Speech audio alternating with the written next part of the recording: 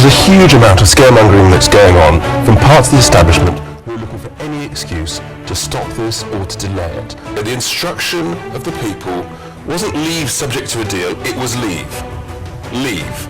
It wasn't even Brexit, it's actually worse than remaining in the European Union. I want a clean, proper Brexit. Let's be very clear. What we need is leadership that is prepared to either negotiate a good deal or walk away. No deal, no problem, no money, we save £39 billion, we spend it back in the UK. Garbage in equals garbage out with these economic models. There's a wonderful opportunity as long as we leave the customs union, because that's crucial.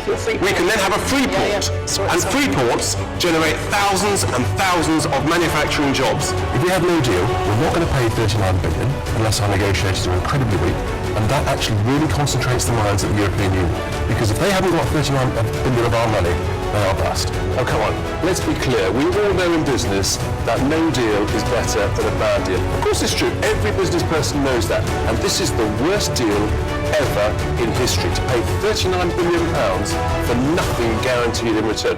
Please welcome to the stage, Richard Tice.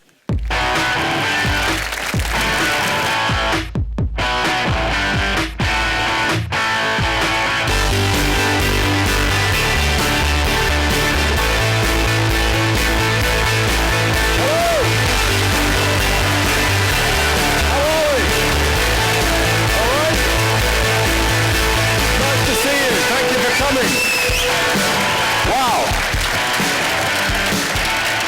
What a reception. Fellow Brexiteers, here we are in Peterborough. It's fantastic. What a place. What fun we're going to have this evening.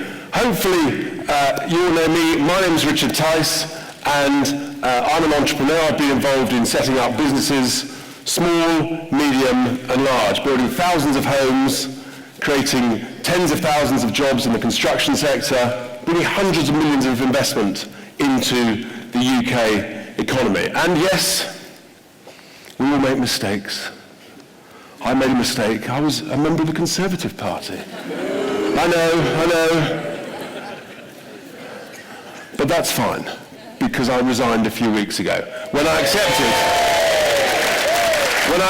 the invitation to be chairman of the Brexit Party. And as you may have heard, we've been quite busy. In fact, we've got a video here to show you of our launch video, which we announced at our press conference just a few weeks ago. So hopefully if the technology works, we'll see the launch video. Maybe it won't work.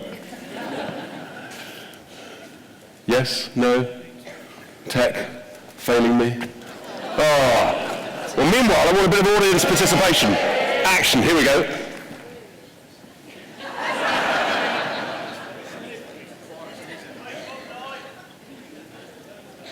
Fail to deliver, there must be consequences. I was too young to vote in 2016, but now I support the Brexit Party because I believe in delivering on democracy. It's time to recognise that actually we are an incredible nation. This isn't about left or right. It's about standing up for our right to be heard.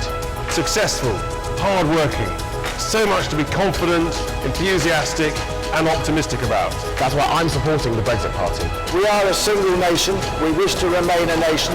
They must adhere to the promises made to the people. Let's be optimistic. And for the benefit of our children and grandchildren, if you want a home and you're a Brexiteer, you join the Brexit Party now.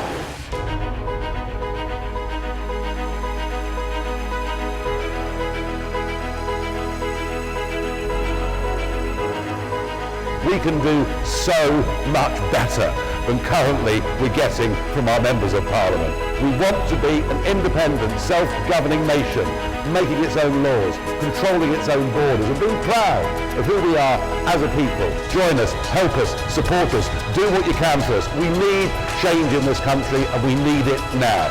Britain needs the Brexit Party, and the Brexit Party needs you.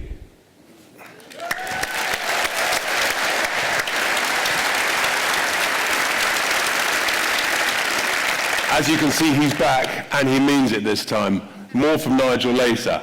But firstly, a bit of audience participation. How many of you are registered supporters of the Brexit Party so far? Excellent. There's a few naughty people who are not yet.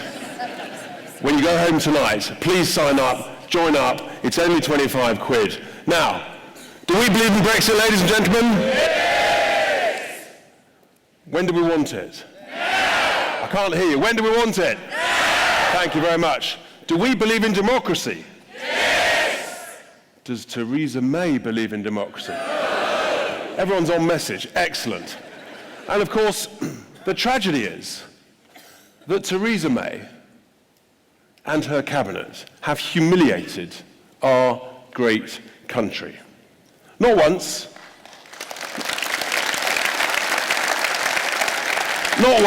but twice, she has written a begging letter to bureaucrats in Brussels asking how we can conduct our affairs and run our economy. There is nothing more humiliating than that, because we've got incompetent leadership, incapable members of parliament, and civil servants who've just proven to be not up to the job. And what are they all doing at the moment?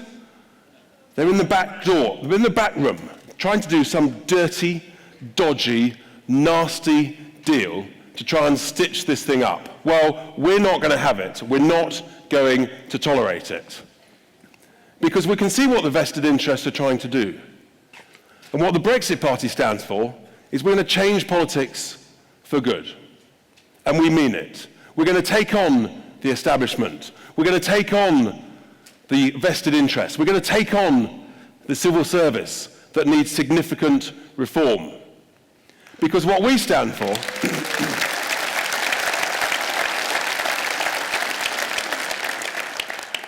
what we in the Brexit Party stands for is capable, competent, common sense politics that works for us, the people.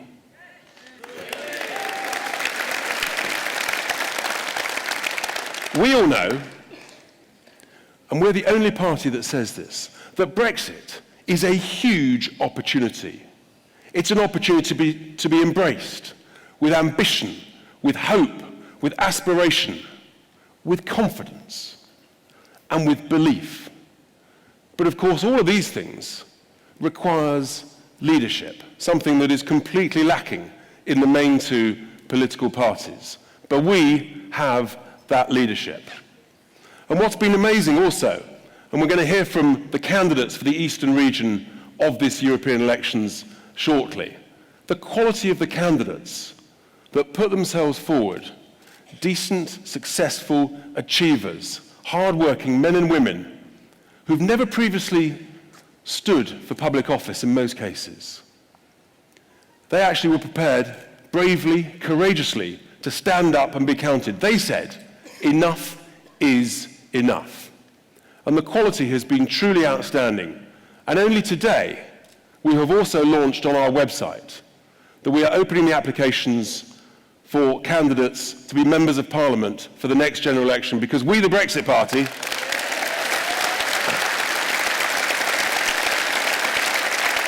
contrary to all the garbage you hear from the Twitterati and the Westminster lot, we're here to stay. We mean business. We're going to change politics for good. Because this country is poised to go from strength to strength. It wants competent, capable members of Parliament and leaders who know how to spend our taxpayers' cash wisely, smartly, to cut out the waste, the incompetence, the uselessness. And that's the sort of quality of people that now are prepared to put their head up above the parapet. And these European elections are vital. Don't let anybody tell you, well, what's the point of voting? I'll tell you there's a serious, serious point, ladies and gentlemen. They may not have listened to us the first time, but we need to send a very, very clear message back to Westminster. So tell your family, tell your friends, spread the word, your friends of friends and your friends of friends. Because everybody needs to vote in this election. Because we want to win this election, and ladies and gentlemen, we want to win it big.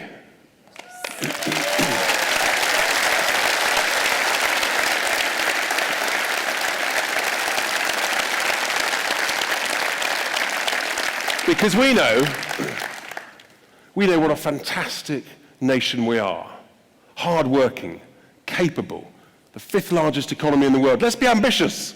Let's become the 4th largest economy in the world. Why not? We can go for these things.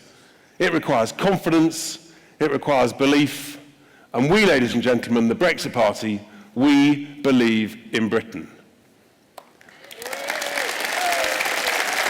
Now, that's enough for me. The truth is, when you're chairman, actually, you just get the tough job. You're the warm-up act for all the great stars to follow. The first of which is one of the candidates for the Eastern region. Like me, I'm a candidate for the Eastern region as well. The first is a gentleman, he's a very experienced international businessman, never been involved in politics before. He's been a chief executive and a chairman of numerous sizable companies. And he just said, like so many others, I can't stand this any longer. I've got to do something about it. It's fantastic. So let's welcome Paul Hearn to the stage. Hopefully the technology will work a little bit better as we welcome him to the stage. Paul. Please welcome to the stage, Paul Hearn.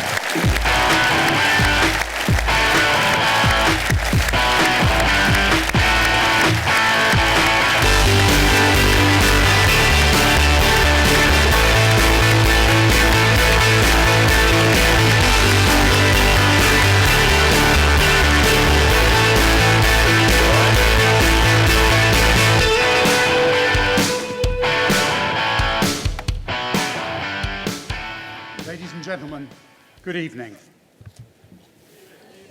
I feel a bit like a boxer, or perhaps like a darts player as I came up there. It's a great privilege to be here tonight, but I have to open with an admission. I voted to remain in 2016. What? Has he come to the wrong party? So what the hell am I doing here? Well, there are three reasons why I'm here, and I hope you'll listen to me. The first of those is that I believe in democracy.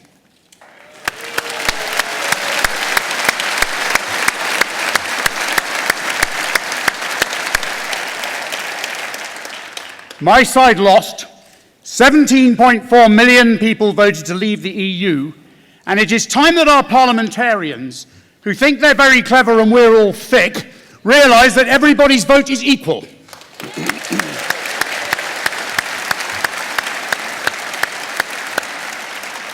My second reason is opportunity. I voted to leave because I was worried about the short-term economic consequences. I didn't believe everything George Osborne, behaving like a child with a calculator, told me about the fact that I was going to be so much worse off in 2030 and that we were going to lose hundreds of thousands of jobs overnight, but I was worried. Well, what's actually happened is there are more jobs in this country today than there have ever been before. Now, I would never dream of suggesting George Osborne's a liar. But, George, it didn't quite pan out how you told us it would. But far more importantly, I've finally woken up to the opportunity that's out there. The United States has made it very clear they want to do a trade deal with us as soon as possible, and they're not doing one with the EU. Our friends in the Commonwealth, from Australia to India, from New Zealand to Canada, from Ghana to Kenya to Pakistan, have all said they want to do more trade with us, as have the powerhouses of Asia like China, Japan, and South Korea. That's the positive opportunity that I see here before us. My third reason is actually uncertainty. Why I say that is because everyone bangs on about uncertainty if you leave the EU. There's just as much if you stay in the EU. It's ever more centrist under Macron and the ranting Verhofstadt. EU army, single budget, same rates of taxation. I worry we'll end up, if we stay here, in 10 years' time we'll be having the same arguments again, except they'll be trying to force the euro onto us.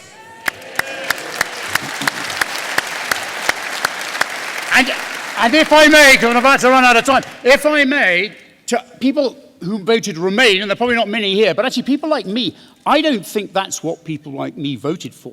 So I hope Remainers out there will think about that. Finally, the EU has not treated us well. We spend more on the defence of Europe than any other European country.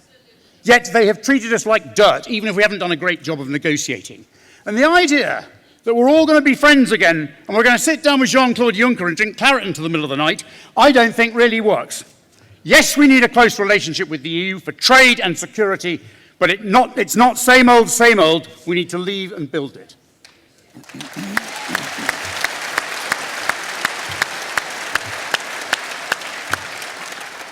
So, ladies and gentlemen, thank you for listening to me. That's why I'm here tonight.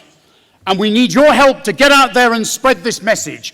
Because as Richard said, on the 23rd of May, we need to perform powerfully and strongly so we can go to Westminster and we can say the people have spoken again. Do your duty and get us out of the EU. Thank you. Well done, fantastic. Pop that. Isn't it great?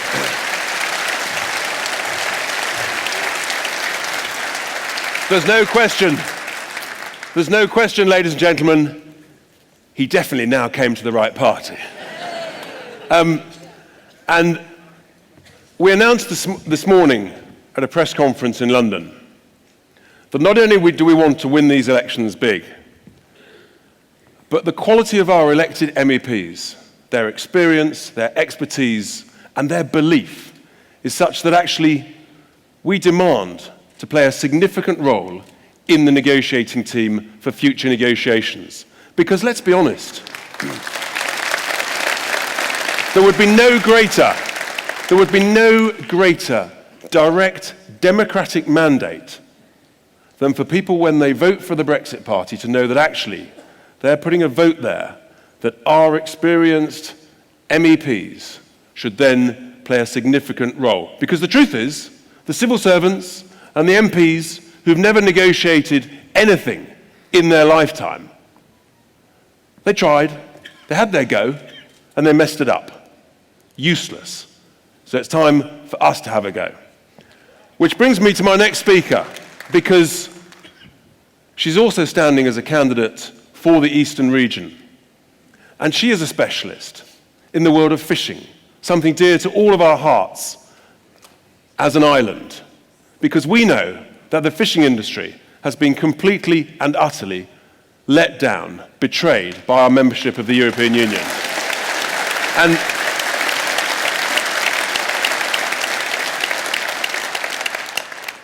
And June is a director of the Lowestoft Fish Market Auctions, and she is absolutely passionate about restoring and regenerating the opportunities for coastal communities. So please give a huge welcome, June Mummery. Please welcome to the stage, June Mummery.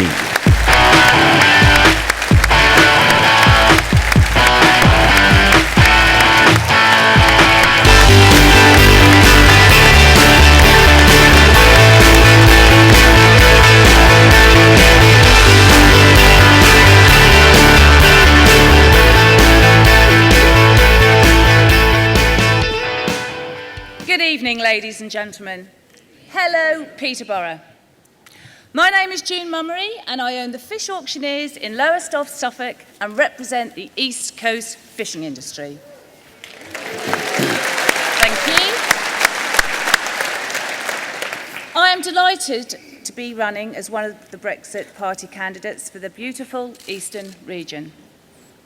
Brexit is a golden opportunity to take back full control of our waters and the fish within it. We have some of the richest fishing grounds in the world, which we are currently not reaping the benefits of. Full control of our precious ocean once again enables us to begin rejuvenating our suffering coastal communities. The fishing industry creates employment. For every one job at sea, 8 more are created on land. In order to catch the fish, we will need to build ships once again. This involves draftsmen, draftswomen, shipwrights, engineers, welders, platers, electricians, just to list a few.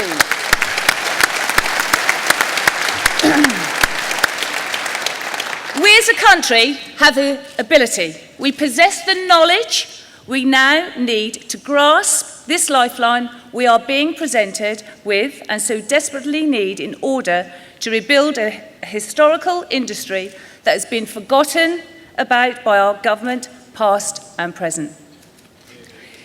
In the interest of future food security, we can feed our nation, we can self-sustain. The UK fishing industry could be worth £6.5 £4 billion to our economy and has the potential to be as profitable and sustainable as the likes of Iceland, Norway and Faroe.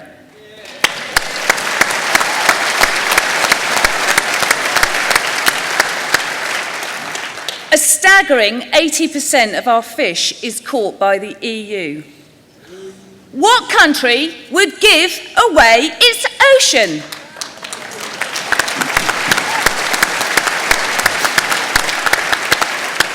Whether it's aggregates, oil and gas, renewable energy or fishing.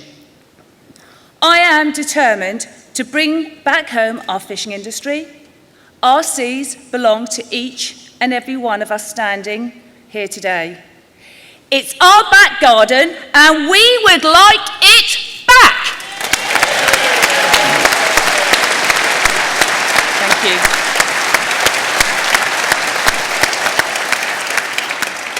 Well, fishing aside, the biggest fight we face at present is to restore democracy, which is priceless. The people voted to leave the EU and our vote shouldn't be ignored. I will work hard for our region and I will not let you down. Thank you, thank you. Vote for the Brexit Party. Together, let's change politics for good. Thank you very much. Thank you, thank you. Well done. Isn't it a start? Thank you. Brilliant. Well done. Fantastic. Isn't she great? We're so lucky to have brave candidates like June with real expertise, real knowledge, and what an opportunity that we should be grasping. You know, I mean, these are a serious number of jobs. Which brings me to my next speaker, another specialist from a different sector. He's our guest speaker tonight because he's not actually a candidate, but he's a specialist in the business of pubs. Now, I wish if I'd worked that out. Amazingly, he trained as a barrister. Yeah, I know, a bit dull, he thought. So the moment he qualified, rather than say, well, I'm going to go to get a job in some law firm or whatever, he said, no, I'm going to go and buy a pub. That was 1979, I think, and here we are. And he owns 900 pubs through his business Wetherspoons. It's fantastic to have such a successful entrepreneur with us. Before we welcome Tim Martin to the stage, he's a passionate Brexiteer. He's given a huge amount of time, effort, and hope and ambition for this cause. Let's see the video of Tim before we welcome him to the stage. Well, I think there's a bit of exaggeration going on here because you will have heard that we were going to lose 400,000 or 500,000 jobs in the immediate aftermath of the votes. Actually, the country's created 400,000 jobs in the first year, more by now, I believe.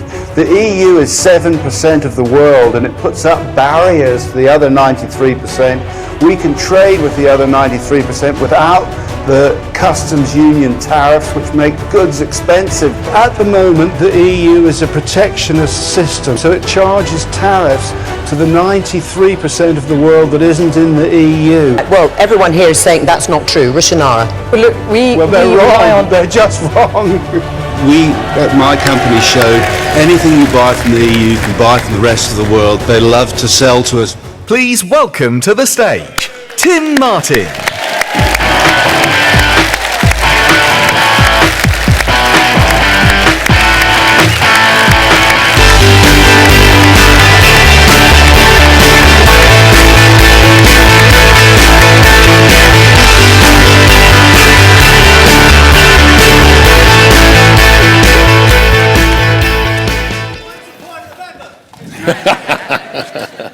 Someone's barred already. Thank you very much indeed, ladies and gentlemen. Thank you, Richard. What it's really about tonight, everyone, as we know, is democracy. Democracy works. It doesn't just work in Britain. Look how successful it's been in the rest of the world. Look at the fantastic performance of the United States in the last 200 years. The amount of freedom, the amount of wealth it's created. Poor old South America with similar geography, and it's not the fault of the individual peoples, but it didn't have democracy, and it's had terrible problems. And look at how well South Korea's done, which is democratic, versus North Korea. And look at how Japan has done since it's become democratic. So democracy is a secret elixir for success. But the problem is the EU is becoming more and more undemocratic.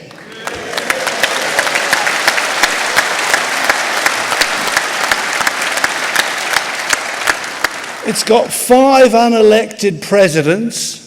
It's got MEPs who can't even initiate legislation. Those things aren't democratic. And it's got a court that isn't subject to democratic control. And that eventually causes terrific problems, which they've got in Greece. It's causing the radicalization of politics because people feel they're being disenfranchised, and terrible problems. So it's amazing to have to argue the case for democracy in the UK today.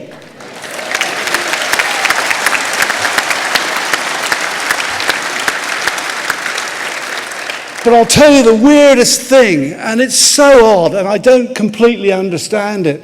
That is that a lot of very highly educated people in this country, and a lot of them are in Parliament, for some reason don't feel that the public knows best. They would rather that power be transferred to people like them in Brussels.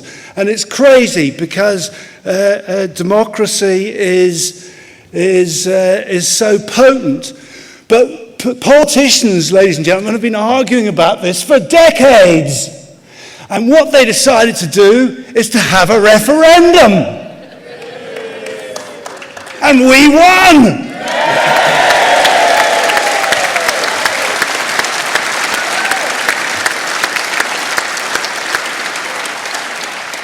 And some people say that we're hard Brexiteers, or we're extremists, or we're racist, or whatever the heck it might be. All we want to do is transfer power back to the United Kingdom. That's not extremists.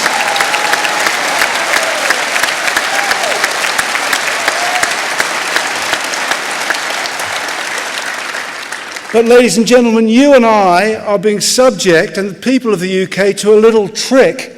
It's a little trick. It's got more spin than a Shane Warne googly. I should have thought of an English leg break bowler, but we haven't got any. And that is that we can only leave with a deal. But of course, if you say you can only leave with a deal, you transfer all power into the people you're negotiating with.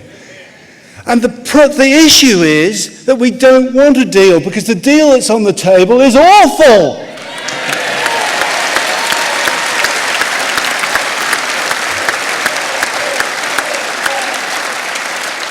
It's going to cost 39 billion quid.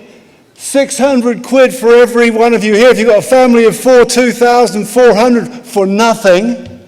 It means the continuation of the tariffs, which are implicit in the customs union. So both the main parties, ladies and gentlemen, this is a scandal, want to keep us, or the government and the Labour Party want to keep us in the customs union. The government, Theresa May, wants to keep us in indefinitely, and the Labour Party forever. That means that we will continue to pay these hidden tariffs on New Zealand wine, on rice, on children's clothes, on thousands of things. At the moment, is collected by the UK taxman whenever you go to the supermarket, and it's sent to Brussels. So we can cut these tariffs and not lose any money. I mean, what's not to like? Prices will go down.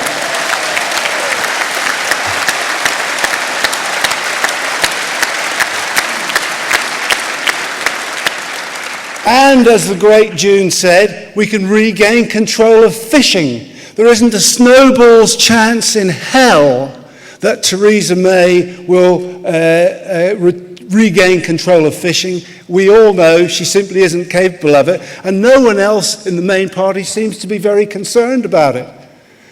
Now, what people are saying, ladies and gentlemen, and this is the real trick, is that no deal isn't on the table because Parliament won't vote for it. I heard a former Brexiteer, Michael Gove, say, be realistic, we have to sign Theresa's deal because Parliament won't vote for it. But I've just thought up a solution. And luckily, in a democracy, we have that solution. That is, get rid of the people in Parliament! And get a new party.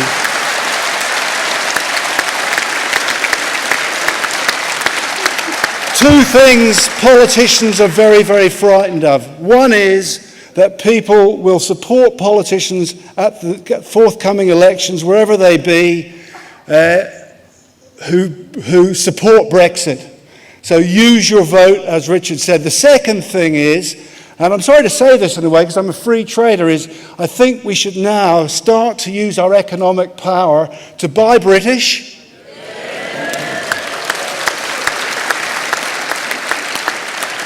and buy non-EU. Now, I'm sorry to say that because it's a...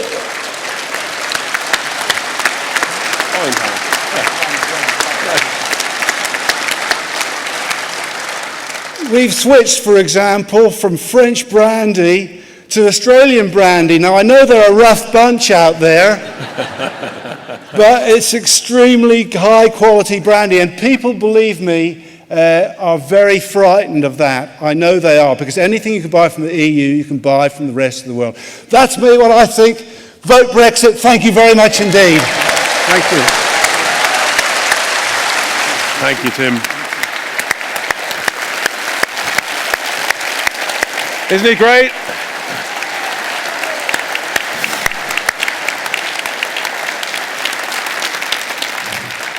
We're so fortunate to have Tim's expertise, his knowledge, and that wisdom.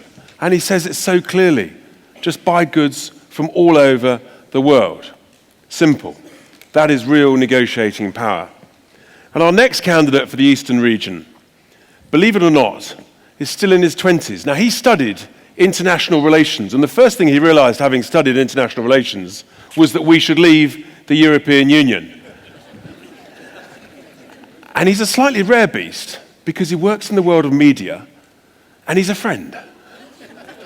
Unlike people at the BBC, more of them later.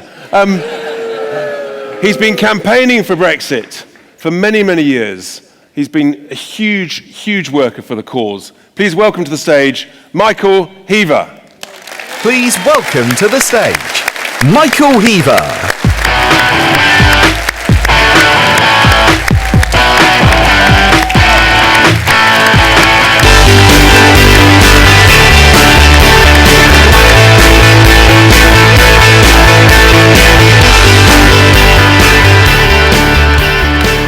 I think I'm going to blush in a minute. I'd just like to start by actually paying tribute to Richard, because he goes up and down the country as our party chairman. He introduces people.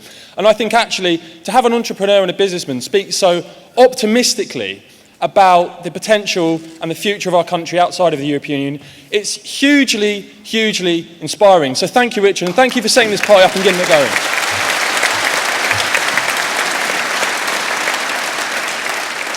Ladies and gentlemen, something very, very special is happening in our country as we speak. Can you feel it? Can you feel it? Look around.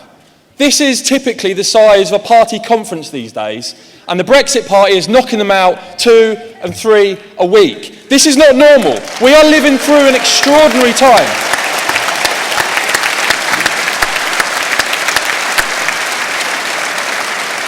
That's it. Raise those banners. Raise them up. You know, we're living through an extraordinary time, and why? Because we're saying we will not roll over. We won that referendum, and yet Theresa May, her language now as our Prime Minister, she talks about getting it over the line. What over the line? 39 billion for absolutely nothing. Slave state in an EU colony, and that's what Conservative MPs call it, never mind anyone else. We're not going to roll over, we're not going to accept it. And so we stand in these European elections, and we're fighting hard to win. Because, and I don't know if you've heard this guy, Nigel something or other, you'll hear from him a bit later. He gives the EU, I think, some very good advice in that European Parliament. once or twice if they'd listened to it, whether it was on the euro or the migrant crisis, they might be in a far better position than they are now, but hey. And he warned them. He's given them fair warning again. He said, if you allow these European elections to go ahead, they can expect hordes of Eurosceptic MEPs in that European Parliament. Do you know what I say? Let's not disappoint them.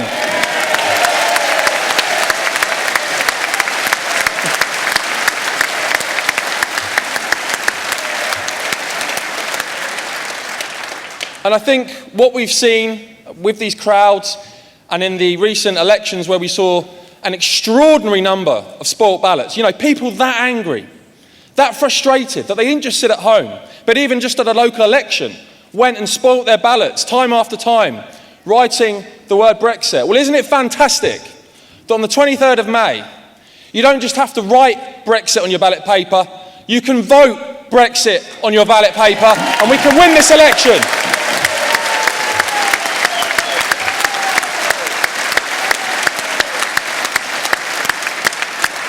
So I hope you'll agree with me, you know, to see this party practically from nowhere to leading a national poll, several national polls, something very special is happening. And I want you all to remember, you're part of this. You are part of history. We did it in 2016. We're going to do it in 2019. We are not going to roll over. We are not going to submit. We are going to get the Brexit that we voted for. Thank you very much for your support.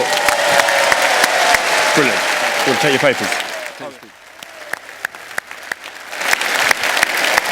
Isn't it great?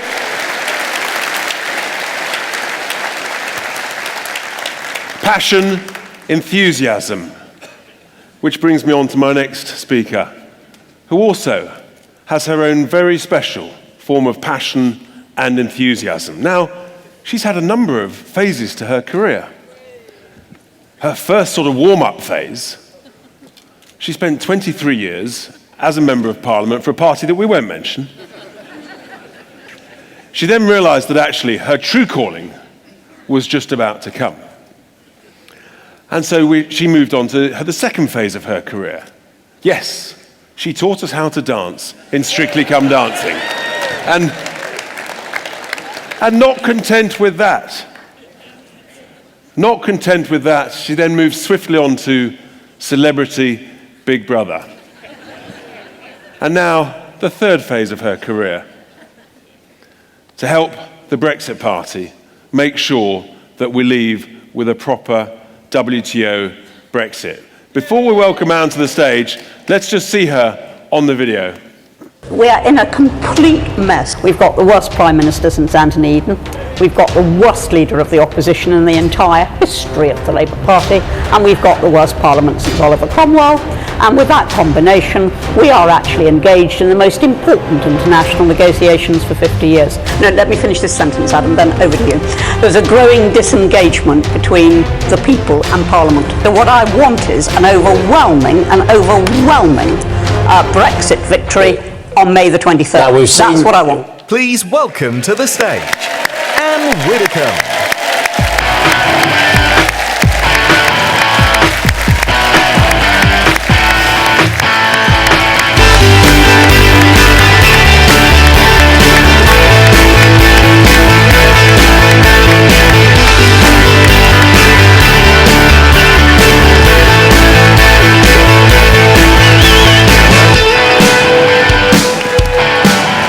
On that chair.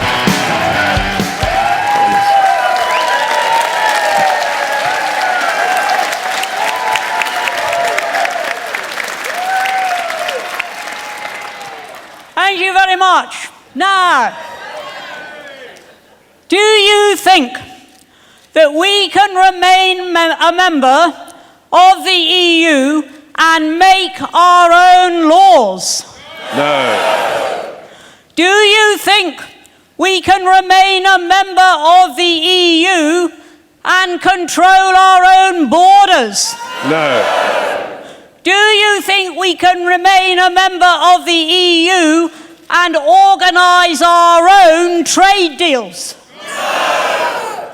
And do you think that we can remain a member of the EU and be governed by our own democratically elected government? No. Well, those 4 no's are why 17.4 million people voted to get out of the EU.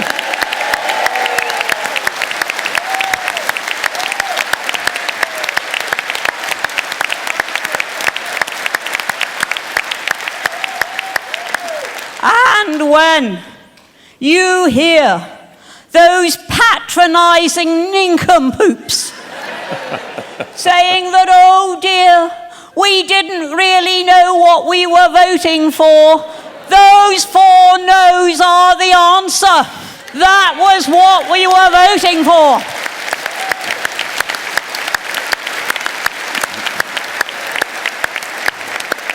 But what were they voting for?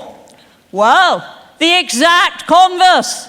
They were voting to live in a country which could not make its own laws, secure its own trade deals, control its own borders, and choose its own government. What sort of Britain is that? And what I want to know is, how could they vote for that scenario?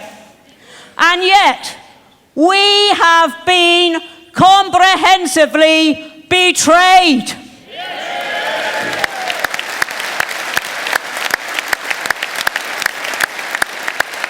And it isn't just the 17.4 million who have been betrayed.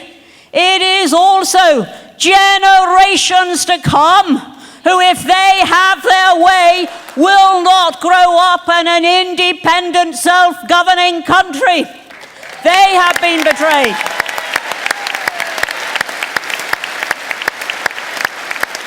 And the efforts and the sacrifice and the sheer determination of 2 generations ago who fought so hard for our freedom, they also will have been betrayed.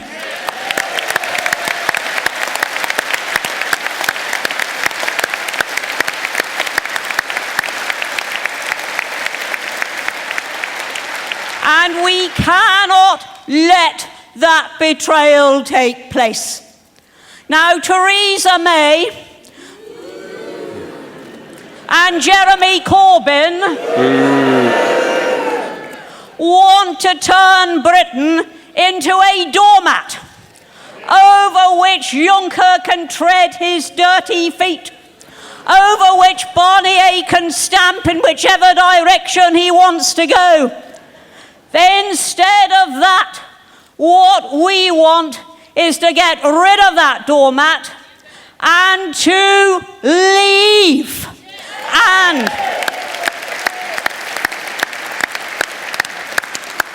And our message to them is really very simple. Either they let Britain leave, or we will make them leave.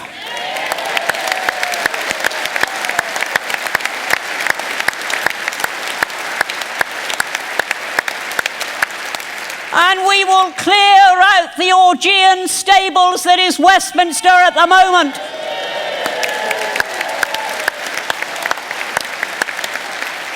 A parliament full of cowards. A parliament that is against democracy. A parliament that believes that its will is more important than the will of the people. Despite the fact that they promised, both major parties in their manifestos in 2017 promised that they would implement the result of the referendum. Well, where is it? It simply hasn't happened, and if they have their way, it never will happen.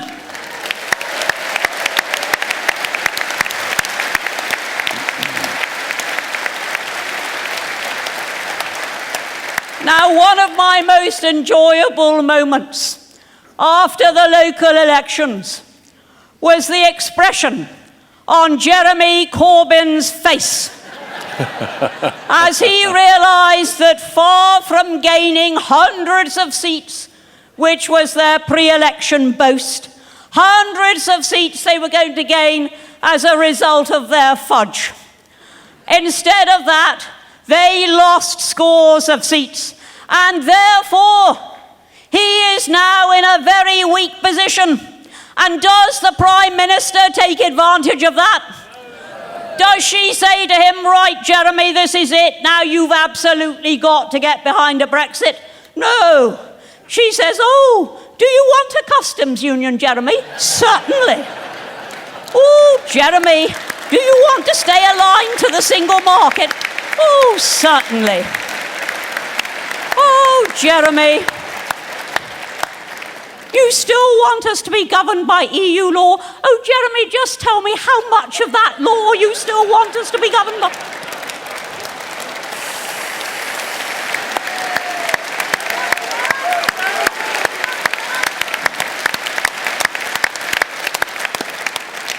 What a nincompoop. She has not got the leadership skills required to be a brown owl.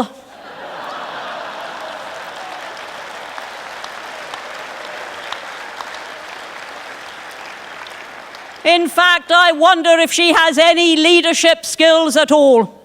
But the one thing she doesn't have is determination to deliver what all of us here, well, with one or two exceptions, voted for. And that is her task. That is Corbyn's task. They are not doing it. Okay, so we will do it for them.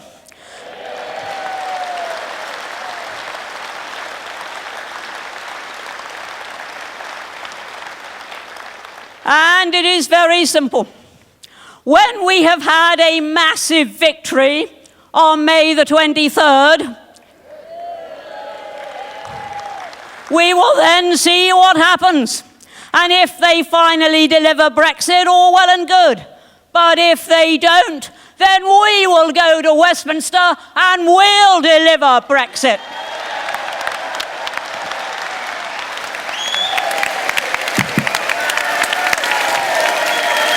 It's great. On your feet.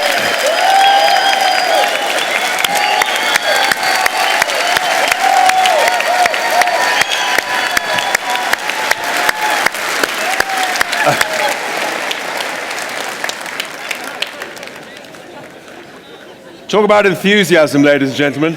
I think it's fairly... You know where you stand with Anne, don't you? It's what I call no-nonsense Widdecombe. She's fantastic. Thank you, Anne.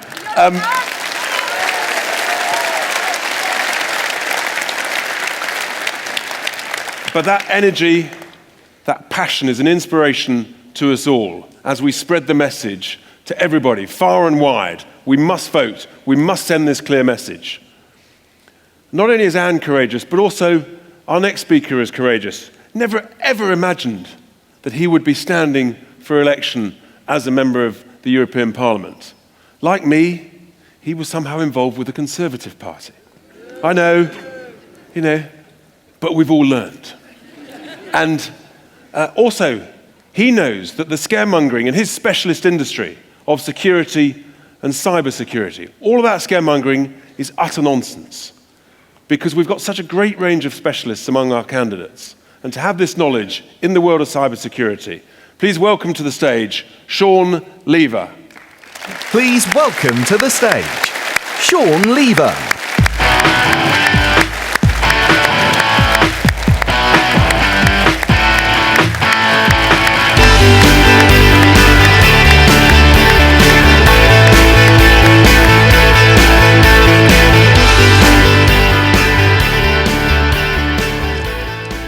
Thank you, Richard, and thanks for putting me on after Anne Widdecombe. And you're a one-woman British institution. You're fantastic. I'm sure you'll agree.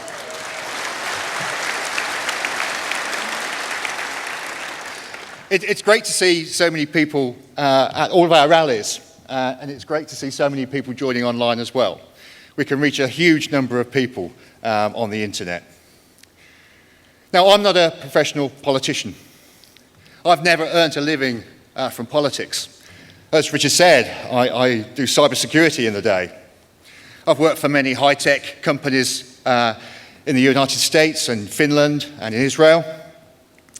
I understand how our connected world works.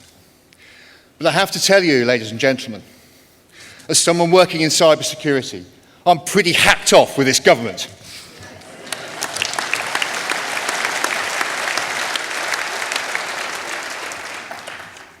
And I do have a confession to make, just between us. Until a few weeks ago, I was a member of the Conservative Party. I've been an activist, a volunteer, a donor, a local councillor, a school governor, and a former deputy chairman of my association. And I've campaigned in every election since 1983. A few weeks ago, after 30 years membership, I resigned from the Conservative Party to join the Brexit Party.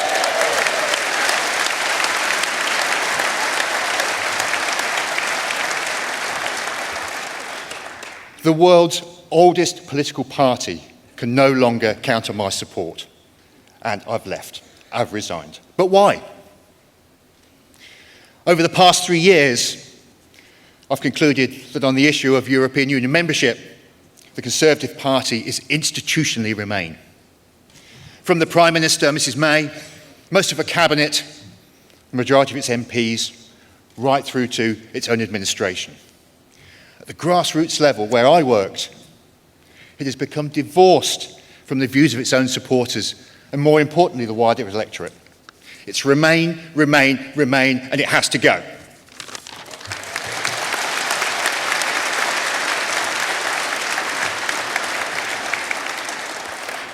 Over recent decades, the United Kingdom has gradually outsourced its own government to the European Union. They hoped we wouldn't notice, but I think now we have. This government's proposals will trap the United Kingdom in a supranational government in Brussels and Strasbourg, over which we have little influence, no voting rights, and from which it'll almost be impossible to leave. Now, today, we hear both legacy parties are finalising the agreement for the most anti-democratic stitch-up in recent British democratic political history. It's a disgrace.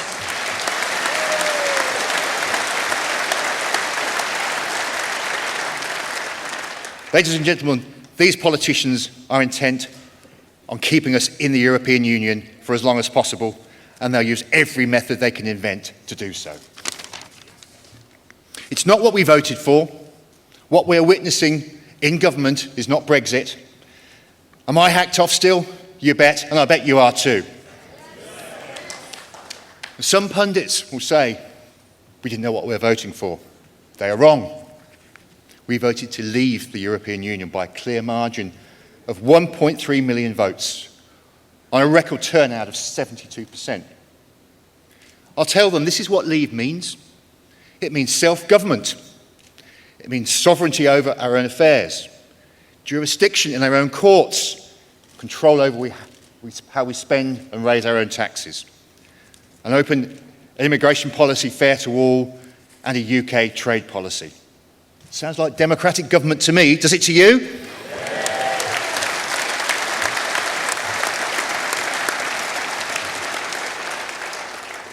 But you here in Peterborough have already made democratic history. More than 19,000 of you, more than a quarter of the electorate, signed a recall petition to remove the MP in Peterborough, the one you no longer trust.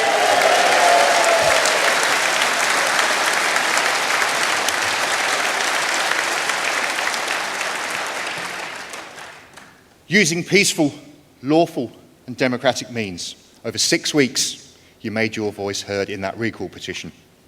Westminster were forced to listen to you, and now you have the opportunity to vote again.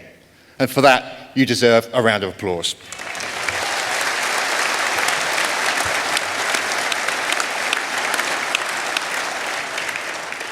Ladies and gentlemen, there's only one political party that will implement the 2016 referendum. There is only one party that will uphold the will of democratic right and the votes that you cast counting. That party is the Brexit Party. Our message is clear.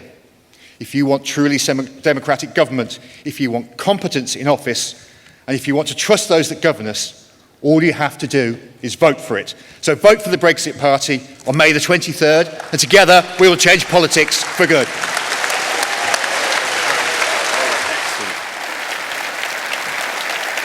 Thank you, Sean. Sean, head that way.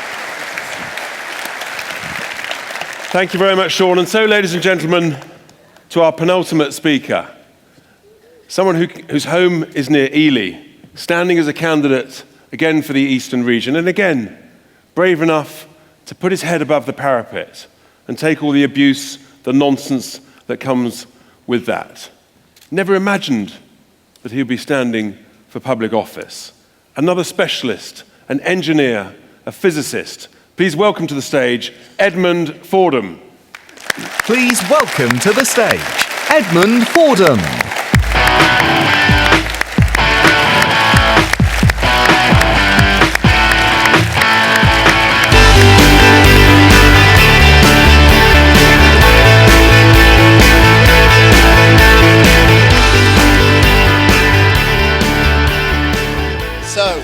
I haven't done anything like this ever before. I've never before stood for any kind of public office. My real job is being a research scientist, and when speaking to an audience, my usual subjects will be things like nuclear magnetic resonance or enhanced oil recovery or similar arcane topics. Making a political speech is very definitely a first.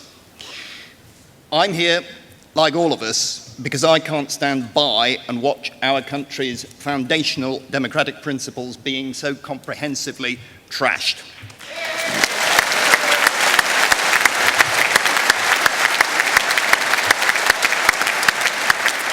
For the last 24 years, I've had no political involvements whatsoever until now.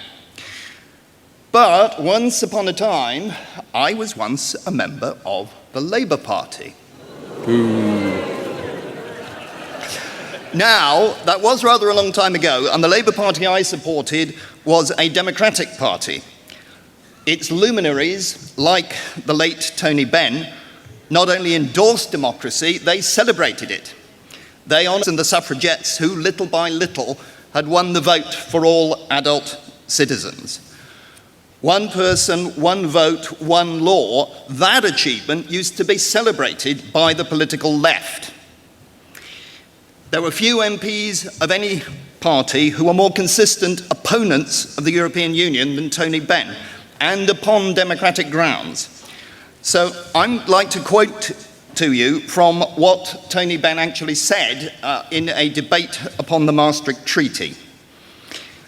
If democracy is destroyed in Britain, it will not be by the communists, Trotskyists or subversives, but by this House which threw it away. The rights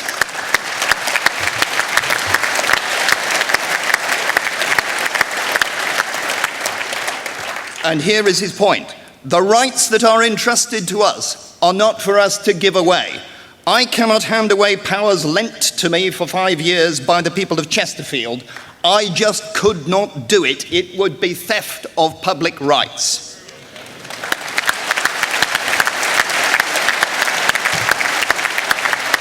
Well, they did throw away rights and powers in the Maastricht Treaty, and throwing away most of what's left of them is what Theresa May is doing right now. Brexit, properly delivered, gets them all back. A customs union does not. But that's exactly what Theresa May is now trying to foist upon us. She hasn't been able to get her abomination of a deal passed, so now she's cozying up to Jeremy Corbyn. Now, they do say that Tony Benn was Jeremy Corbyn's political hero. So to be true to his heritage, Jeremy Corbyn should be working for Brexit.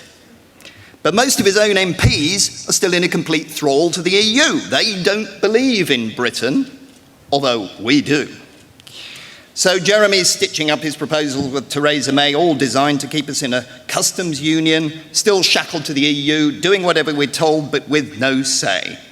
And that's the best that today's Labour Party can manage for Brexit and for democracy. I think Tony Benn would probably be turning in his grave.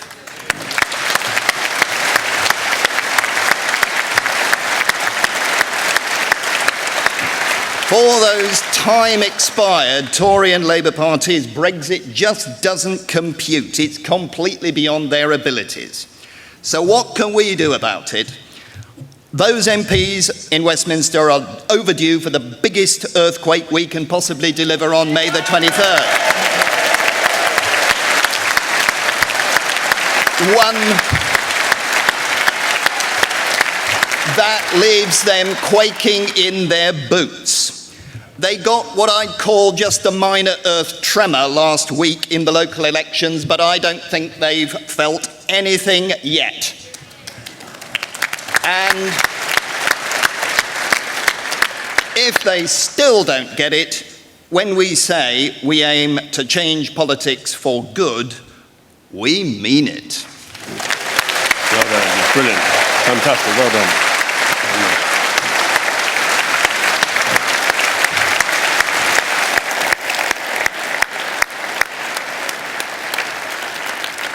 Thank you, Edmund.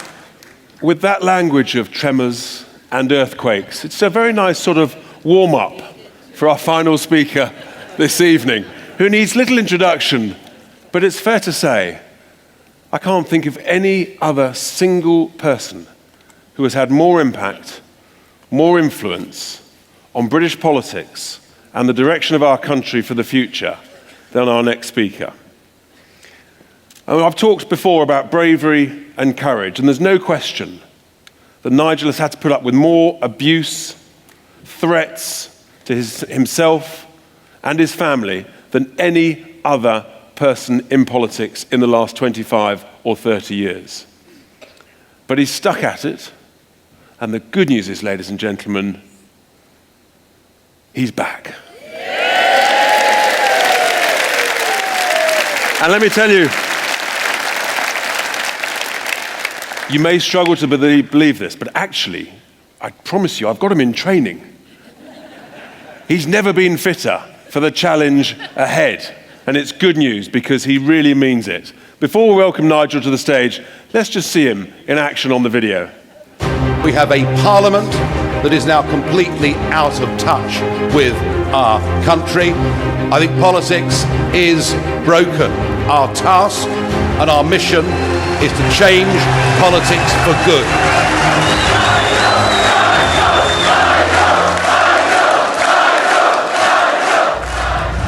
The Brexit Party has been formed because, very simply, the government and Parliament do not wish to deliver Brexit. We are fighting back. The whole of our politics needs changing.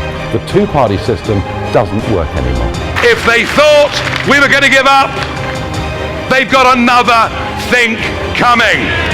This country needs the Brexit Party, and the Brexit Party needs you. Thank you.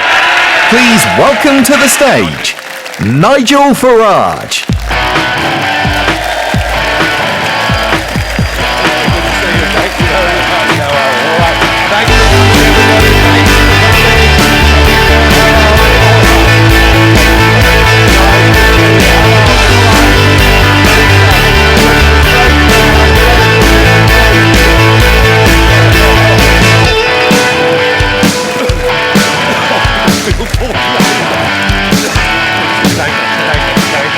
Thanks, everybody. It's been brilliant.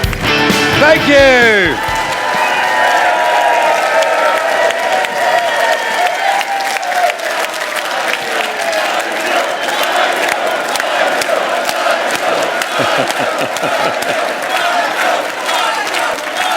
Hello, Peterborough.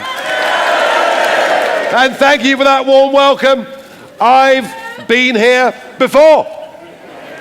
I stood on this stage exactly 1 week before the referendum back in 2016. I'd been into the city, I'd walked around the cathedral.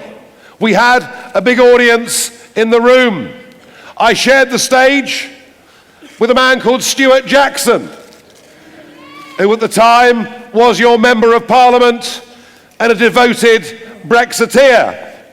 I think, in terms of public decency, he set a rather better example than his successor,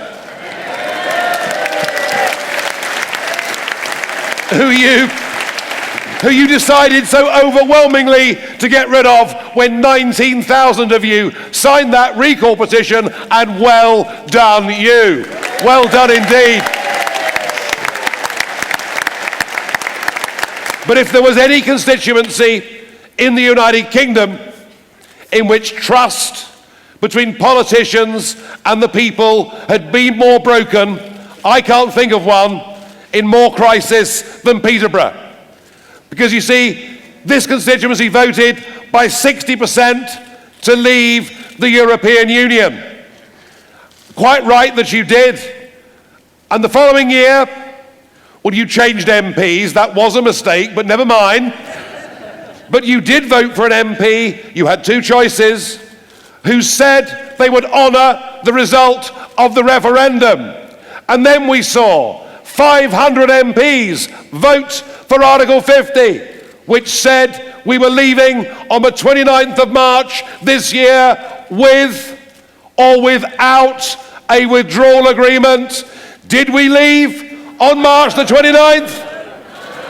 No, and what we've had is 3 years of broken promises, 3 years of our decision being constantly watered down, 3 years of being told we didn't know what we voted for.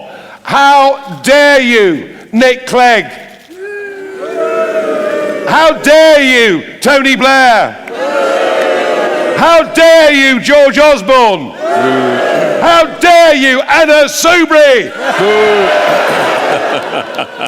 That gets the biggest boo all over the country, which may well indicate how wonderfully well her new political creation are going to do on the 23rd of May. They call themselves Change UK. They don't want to change a darn thing. Have you seen their logo? It looks like a Sainsbury's checkout barcode.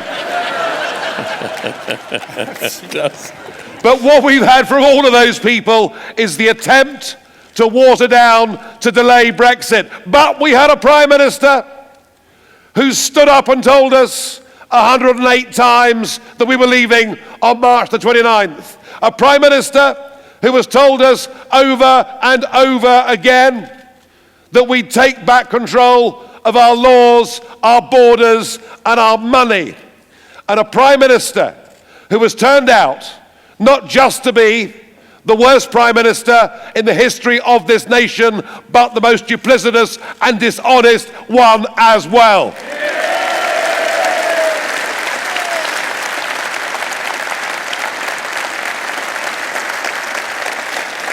Her withdrawal treaty is something that would only ever be signed by a government that had been defeated in war. She has reduced us to a stage of national humiliation. She has made us a laughingstock in the eyes of the rest of the world, and yet her own gutless, spineless, career politician MPs haven't had the courage to get rid of her. Well, I've got a bit of advice here. I think if enough of us vote for the Brexit Party on May the 23rd, she'll be sent packing. Let's do it.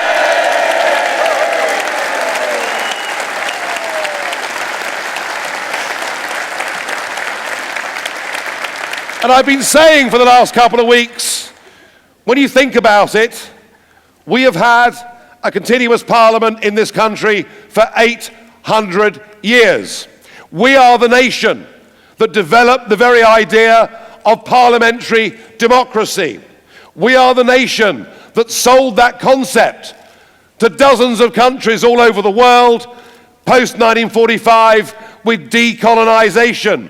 We are the country whose parliament is known as the mother of parliaments. And yet, can you imagine if in an African country the result of an election was overturned? They'd be screaming blue murder, wouldn't they? And this morning we learned that the mayoral election in Istanbul a couple of weeks ago, in which Erdogan, the Turkish leader's candidate, did not win, guess what they're going to do? they're going to rerun the election. And guess what everyone's saying? The Foreign Office are saying it's an outrage to ask people to vote again. Mr. Juncker said, which goes to show they must have caught him before lunch, because he can't say much afterwards, believe you me. No, I like Jean-Claude Juncker. He makes me realise I haven't got a drink problem. It's terrific. Bit naughty. But Juncker says it's an outrage. Guy Verhofstadt says it's an outrage. And yet, they're all happy because they did it with the Danes over the Maastricht Treaty. They told them to vote again. They did it twice with the Irish and told them to vote again. And they all think that we should vote again. Well, let me tell you something. It would be an outrage to have a second referendum on the same question if we hadn't first implemented the result. But there could be even worse. Because however low I thought Mrs. May and our political class had sunk, those negotiations that are going on in Downing Street right now are plumbing new depths. There is an attempt by the Labour and Conservative parties to put together a deal that would leave us trapped in a customs union, that would leave us aligned to single market rules, and what the Labour Party, what large sections of it are now pushing for, is what they call a confirmatory referendum. Doesn't that sound nice and fluffy? And what they mean by that is a choice to vote for the existing European treaties or for Mrs. May's new treaty, which in many ways is arguably worse than continued membership of the Union. They are trying, large swathes of our establishment are trying to take a real Brexit off the table. And let me tell you something. I did not spend 25 years of my life fighting and arguing that we should be a free, independent, self-governing, proud nation that reaches out to our real friends in the world. I didn't fight for that for 25 years to simply give up because our politicians don't respect the result of the referendum. And I got things wrong. I thought after that win, after that general election, after that vote for Article 50, I thought this was done because I thought we lived in a democratic country. I've learnt that we don't live in a democratic country, and I made a promise that if I had to return to the front line of this, then next time I said it would be no more Mr. Nice Guy, and I meant it.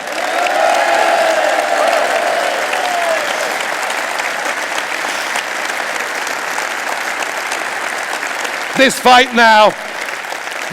now is about far more than just leaving the European Union. This is a full-on battle against the establishment and the vested interests in this country. We need to change politics for good in this nation.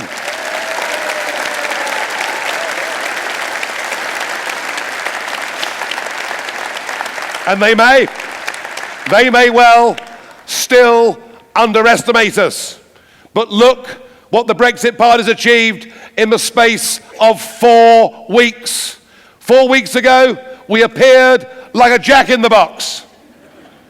And look at the calibre and quality of people I'm sharing this platform with.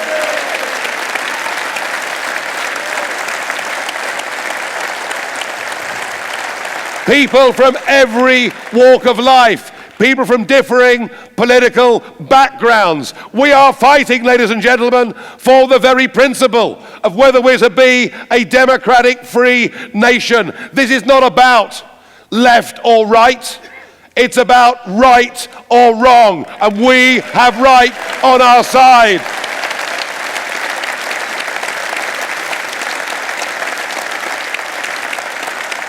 This is about how the rest of the world sees us. It's about our future. I love Anne's phrase, either we leave the European Union meaningfully or we have to make them leave. And I now am beginning to think that even if we do sweep the board on the 23rd of May, they still won't listen. I'm of the view that if they did force upon us a second referendum, and it was a reasonable question, and we voted to leave again, I still don't think this government and this parliament would actually deliver it. Now, I know it's tough in Peterborough. You keep being asked to vote. You voted, 19,000 of you, to get rid of your last MP. You voted again last Thursday, and we're asking you to go out and vote again on the 23rd of May. But I am not asking you to go out on the 23rd of May and simply stick two fingers up to the establishment, much as they deserve it. No, I'm asking you to become part of a movement that will fundamentally change British politics, a movement that not only will get us out of the European Union, but a movement that will break the current two-party system, which serves nothing but itself.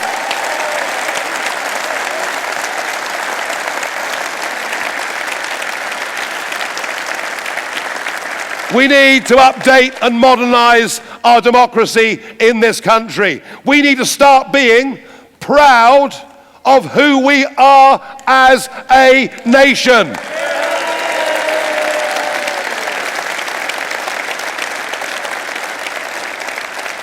And we can do this. Already, 88,000 people in the space of 4 weeks have signed up their £25 to become registered supporters of this party. That's a commitment that people have made. And I would ask the over half of you in the room that have not done it to think of it in these terms. Joining up, signing up to the Brexit Party is the best investment you can ever make in the future of our great nation.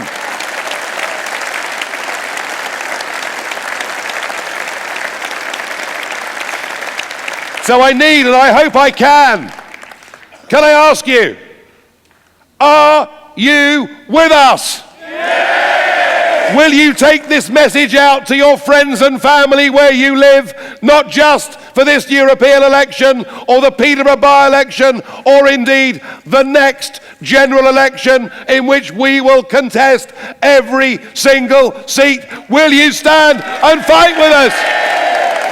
Give me a board. Will you help us change politics for good?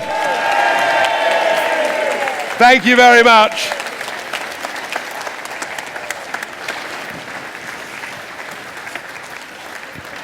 As I said, he's back. And it's quite clear that he's really just warming up. We've just got time for a few questions. And to give Nigel a breather, the first one, Anne. Actually, there's a real compliment for you from another Anne from Rutland. She says, after all the years in the Tory party, why doesn't Anne have a peerage? It's a very good question. We'll wonder. Don't answer it. I'll answer it. I don't mind answering. It's because David Cameron didn't like me.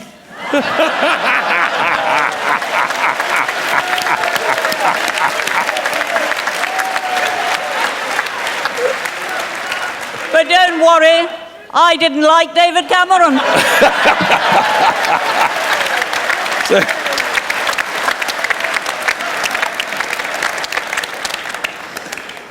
Dear. It's going well. Nigel, Steve from Peterborough says, what do we do if the Labour and the Tories sell us out with a dodgy deal? Well, they're trying to as we speak, aren't they?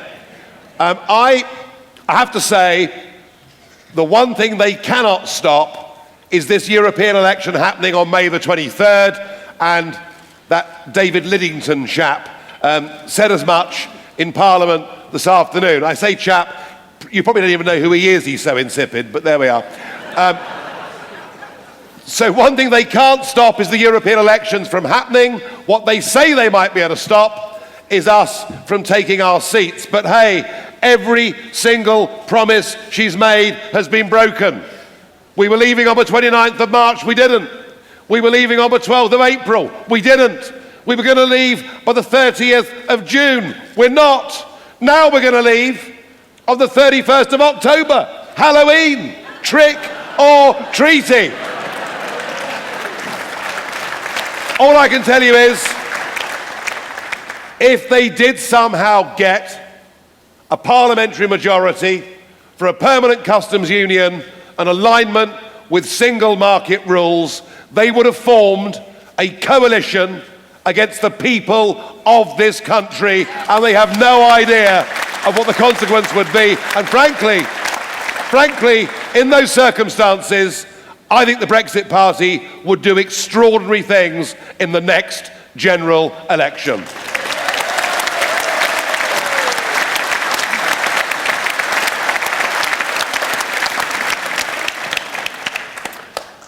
Anne, Tracy from Kettering. If the MEPs win their seats, what good can they do inside the European Union? An awful lot. What's he been doing inside the European Union? And that's what we'll all be doing inside the European Union.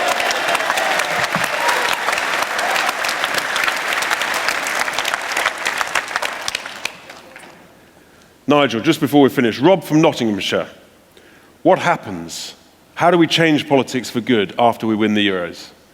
We do it by using the 23rd of May as our springboard to parliamentary by-elections, our springboard to the next general election. And what I want to do, I want us to find 650 people of the calibre, the honesty and the life experience that we've got on this stage with me this evening. And if we do that, and if you, the public, decide you want to help us and support us, we can change things. I know that it's difficult to change things under the first past the post system. No man alive knows that more than me. But if ever there was a moment when real fundamental change in politics could happen, where we could replace this hopeless, dishonest political class, it is in the wake of this, the greatest democratic betrayal in the history of our nation. The time to change things is now.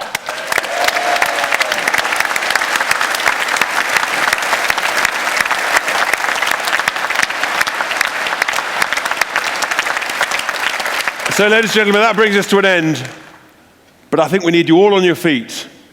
With your placards, please. Let's send a massive message to everybody in Peterborough and down to Westminster. What do we want? Brexit. When do we want it? Now. What do we want? Brexit. When do we want it? Now. What do we want? Brexit. When do we want it? Now. Thank you very much indeed. Have a very safe trip home.